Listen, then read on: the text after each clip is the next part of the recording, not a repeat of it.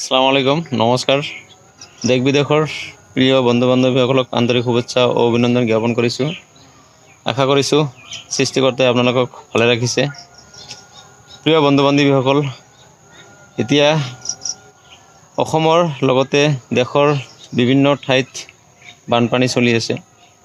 বানপানীৰ সময়, পানীৰ সময়ত বিভিন্ন জীৱ জন্তুবোৰ নিজৰ জীৱনৰ কাৰণে সংগ্ৰাম কৰি আছে। প্ৰতিটো জীৱেই নিজক বচাবৰ কাৰণে এতিয়া আপ্ৰাণ চেষ্টা কৰি আছে। কিছুমান অভয়াৰণ্য, কিছুমান ৰাষ্ট্ৰীয় উদ্যানত এতিয়া বানপানীৰ সৃষ্টি হৈছে। সেই অঞ্চলবিলাকত বিভিন্ন ধৰণৰ জীৱ জন্তুবিলাক কিন্তু পানীৰ তলত হাবুডুবু খাই আছে। ইভেন কিছুমান এৰিয়াত, কিছুমান অঞ্চলত মানুহবোৰেও বানপানীৰ কবলত পৰিছে। বানপানীৰ কবলত পৰা মানুহবোৰ কিন্তু জীৱনক লৈ সংগ্ৰাম কৰি আছে। প্ৰত্যেকজন মানুহেই নিজৰ জীৱনটোক কেনেকৈ বচাব পাৰি, নিজৰ পৰিয়ালটোক কেনেকৈ বানপানীৰ পৰা বচাব পাৰি চেষ্টা কৰি আছে, ওখ ঠাই বিচাৰি আছে। বানপানীৰ এই মুহূৰ্তত আমি প্ৰত্যেকেই সজাগ হ'ব লাগে।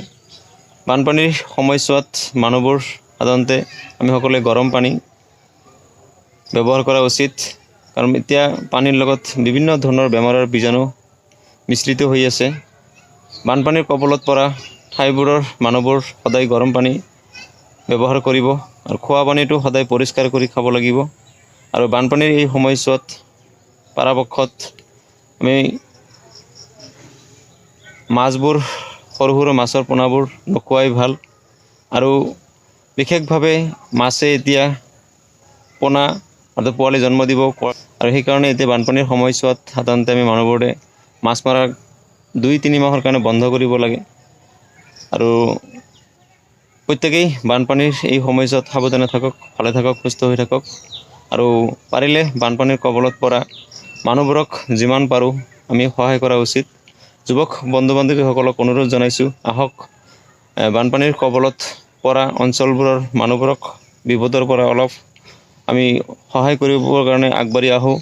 বানপানীৰ কবলত পৰা মানুহবোৰক অলপ ওখ ঠাইত লৈ যোৱাৰ কাৰণে আমি চেষ্টা কৰিব লাগিব।